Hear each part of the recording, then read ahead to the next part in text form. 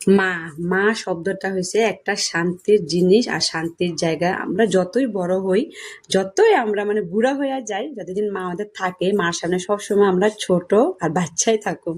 নমস্কার বন্ধুরা, তোমরা কিরকম আছো? আশা করি ভালোই আছো। তোমাদের সবাইকে আমার মাম্পি কুকিং রেসিপিতে ওয়েলকাম জানাই।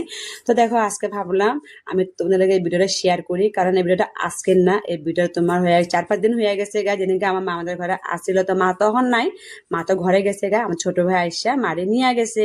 তো ওইদিনকে মানে একলগে আমি, আমার শাশুড়ি মা, আমার মা সবাই দুপুরে খাওয়া দাওয়া একলগে করতে বসছিলাম। তো তখন ভিডিওটা আমি করছি, আর আমাদের মা যেন ভিডিওর সামনে আইতে অনেক লজ্জা পায়।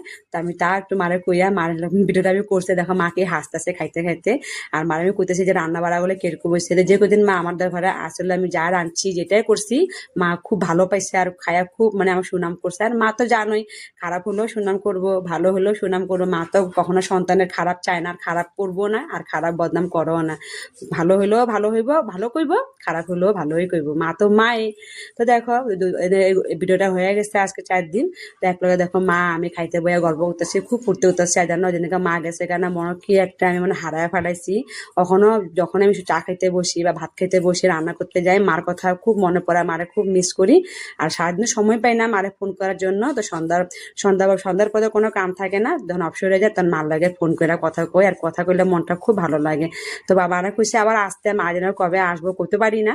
তো মা ইচ্ছা করে কখনো মারা রেখাই দিই, কিন্তু রাখতে তো পারুম না। মারা তো যতই আমরা তো মেয়ে মানুষ না, আমাদের ঘরে তো মা বাবা থাকতে পারে না, যত আমরা রাখতে চাই।